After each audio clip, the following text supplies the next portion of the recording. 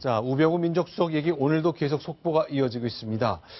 전에 사건을 맡았는데 민정수석으로 다시 정부에 들어간 이후에 이 사건이 2심에서 무죄로 바뀌는 상황이 있었다. 과연 여러분들의 판단을 좀 구해야 될 것 같습니다. 김일인 기자, 오늘 아침 동아일보 단독 보도한 내용인데 지금 보이는 건물이 어떤 자동차 부품 회사 장면이죠? 네, 맞습니다. 한 자동차 회사의 1차 협력 업체입니다. 한일이화인데요. 여기 사장이 유양석 대표라는 분이 있습니다. 이 사람이요, 2013년 3월에 한 작은 알짜 회사, 중국에 있는 알짜 회사를 인수를 하려고 하는데요.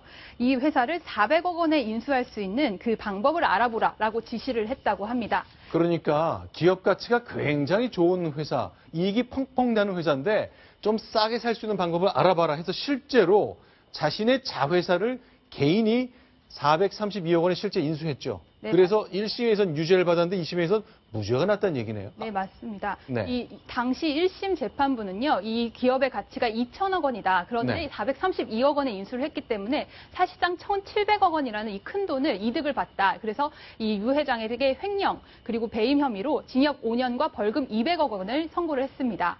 그러면 1심에서요, 이렇게 벌금 200억 원, 실제 법정 구속까지 하면서 징역 5년을 선고했는데 그러면 실제 기업 가치가 꽤 괜찮은 회사를 이 사업가가 싸게 샀다. 이걸 인정한 거나 마찬가지네요. 그렇다고 봐야 되는 거네요. 네, 맞습니다. 1심에서는 완전히 인정이 됐었는데요. 근데 2심에서요, 완전히 뒤집혔습니다. 이 기업 가치가요, 338억에서 711억 원. 그러니까 2천억 원이 아니라 실거래가에서 크게 차이가 없는 금액이었다고 판가를 한 겁니다. 그렇기 때문에 2심에서는요, 횡령이나 배임 혐의는 전혀 인정이 되지 않았고 그 부분은 무죄가 판정이 났습니다. 네, 그러면 조금 더 설명해 보겠습니다. 그런데 1심 때 바로 우병우 수석이 이 사건을 민간인 변호사 시절에 맡았던 거잖아요. 네, 맞습니다. 그런데 2심 때는 무죄 났을 때는 공직에 들어갔기 때문에 실제 맞지 않았는데 이게 왜 문제가 되는 거죠? 1심 당시에요. 우병우 당시 변호사가 주장을 했습니다. 이 공소 사실을요,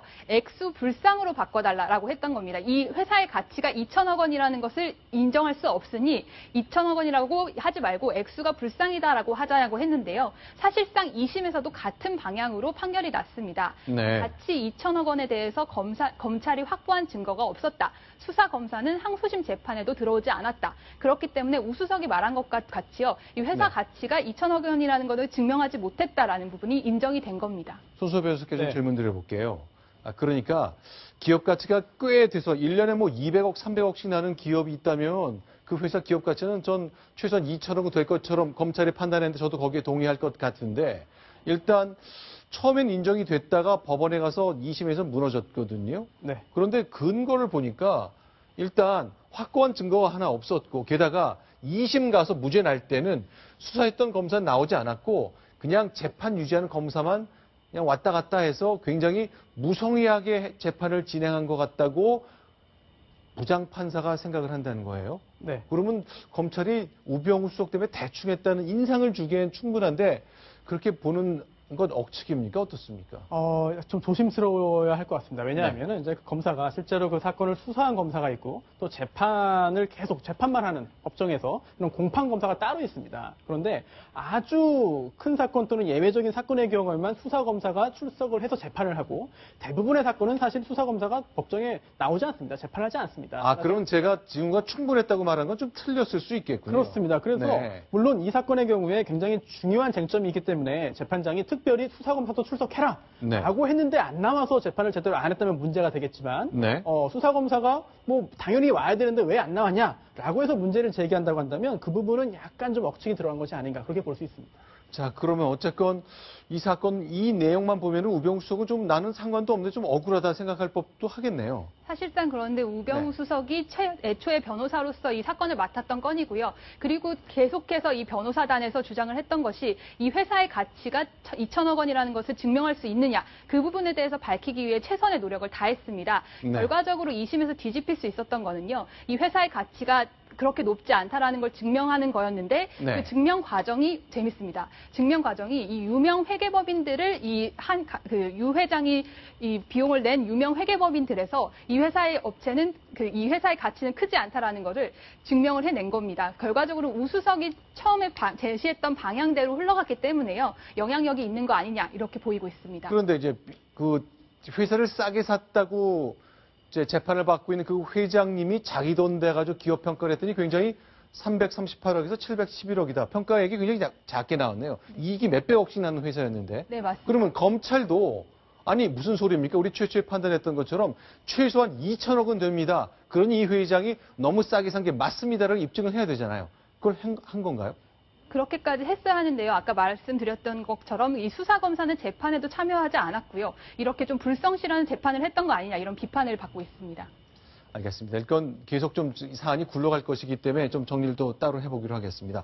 어제 저희가 이렇게 서울 강남역에 있는 우병수석의 처가 땅 매매 거래 과정에 회장님 방에서 거래가 이루어지고 옆방에서 대기하는 회의실 얘기를 좀 보여드렸는데 우병수석이 어제는 옆방에 있는 것처럼 저희가 보도해드렸는데 오늘 아침 조사를 보니까 실제 계약하는 그 장소에 장모님과 함께 등장을 했다는 진술이 나왔죠. 네, 맞습니다. 이 넥슨 측 중개업자의 주장인데요. 네. 이 당시 계약을 맺었던 이 회장실 아내 우병우 수석과 장모 그리고 우수석의 아내로 추정되는 네. 딸 그리고 넥슨 관계자 이렇게 4명만이 네. 이 계약을 맺었고요. 당시에 넥슨 변호사들이 중개업자인 나조차 들어가지 못하게 막았다. 네. 이렇게 주장을 했습니다. 그렇다면 우병수석은 처음엔 전혀 관여하지 않았다고 보도자를 냈는데 그건 아니고 옆방엔 가긴 갔었다 이런 옆방이라고 말한 적은 없지만 장모님이 너무 눈물을 흘리셔서 가긴 갔었다 그랬는데 만약 이 방에 들어갔다 그러면 우병수석에겐 또 다가지는 거네요. 네, 맞습니다. 게다가요, 당시는 그 일과 시간이었고 그 당시 우병우 수석이 대검 중수부 수사기획관이던 시절입니다. 그 당시에 저축은행 수사로 검찰이 아주 바쁘던 시기인데 장모님을 위로하기 위해서 갔다. 그런데 계약을 맺었던 그 방 안에까지 들어갔다. 이거는 상당히 의혹이 있다고 볼 수 있는 부분인 것 같습니다. 자, 실제로 앞서 저희가 간단히 소개해드렸습니다만 자, 의로운 길. 고난, 뭐 이런 말을 대통령이 했는데요. 이 말 때문에 야당이 반발하고 있습니다. 대통령이 했던 이 짧은 말 조금만 더 들어보겠습니다. 여기 계신 여러분도 소명의 시간까지 의로운 일에는 비난을 피해가지 마시고 고난을 벗삼아 당당히 소신을 지켜가시기 바랍니다. 자, 대통령님 이 말 때문에 이 우병우 수석에 힘을 실어준 것 아니냐 이렇게 야당은 해석하고 있는데 어쨌건 검찰이 수사를 하면 우병우 수석은 추적한다 했으니 이 방에 있었는지 어디 있었는지 뭐 가려지게 되겠죠.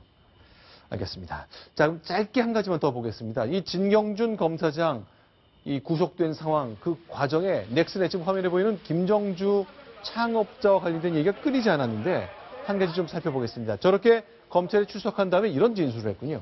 네, 진경준 검사장이 이제 주식을 사는데 정말 내 돈으로 사야 되냐? 정말 내 돈으로 사야 되냐? 그러니까 달라고는 안 했지만 아니 주식을 어차피 싸게 사는 거잖아요. 그렇죠. 그런데도 정말 내 돈으로 사야 되냐? 라면서 그냥 달라는 뜻을 내비쳐서 내 돈 4억 2,500만 원을 따로 줬다. 이렇게 검찰에 진술한 것으로 알려졌습니다. 달라고 한 건 아니지만 네. 저렇게 저런 뉘앙스로 얘기했기 때문에 어쩔 수 없었다라고 이제 알려지면서 또 비난이 이제 거세지고 있습니다. 근데 눈에 띄는 것은요. 진경준 검사장의 인천지검 차장 시절에 사회 정의를 강조하는 수사 발표문입니다. 저희가 잠시 후에 영상 공개할 텐데요. 사실은 이런 일을 거치면서 2005년부터 2008년 10년을 거치면서 사실은 공개됐을 때 굉장히 부끄러운 일들이 많았거든요. 그러나 진경준 검사장은 카메라 앞에서 국민 앞에 수사 결과를 발표하면서 이렇게 사회 정의를 강조했습니다. 그 얘기 들어보겠습니다. 정의란 무엇인가의 저자 마이클 샌들 교수는 정의로운 사회에는 강한 공동체 의식이 필요하다고 역설한 바 있습니다. 일부 부위층의 내 자식만 잘 되면 된다는 극단적 이기심은 공동체 의식의 결여에서 비롯된 것으로서 우리 사회의 통합을 심각하게 저해하는 것입니다. 검찰은 엄정한 수사를 통하여 일부 부위층의 금전만능주의와 도덕 불감증에 대하여 경종을 울리는 한편 지금 진경준 검사장이 자신의 인천지검 근무 시절의 저 수사 발표를 보면 어떤 생각이 들지 모르겠네요.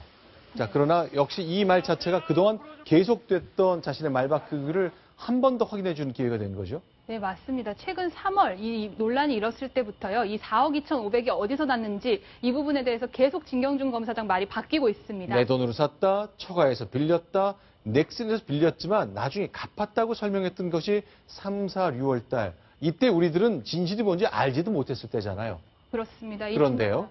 진짜 진경준 검사장이 그 친구 간의 관계에서 이렇게 주식 투자를 했는데 어쩌다 보니까 주식 대박이 난 거 아니냐 이렇게도 봤었는데요. 이 7월 20일 김정주 창업자가 이 진술을 했습니다. 정말 내 돈으로 사야 하는지 계속 물었다. 그렇기 때문에 공짜를 요구했고 결과적으로 4억 2,500을 줬다가 다시 되돌려 받았다가 줬다. 결과적으로는 넥슨의 돈으로 산 것이다라고 진술을 한 것으로 알려졌습니다. 자, 여러 가지 사실이 하나하나 조각씩 나오고 있습니다. 저희가 한번 기회가 되면 한번 종합해서 좀 정리를 해드려야 될 텐데요. 여러분들이 보기엔 좀 불편한 소식이 계속 이어지고 있습니다.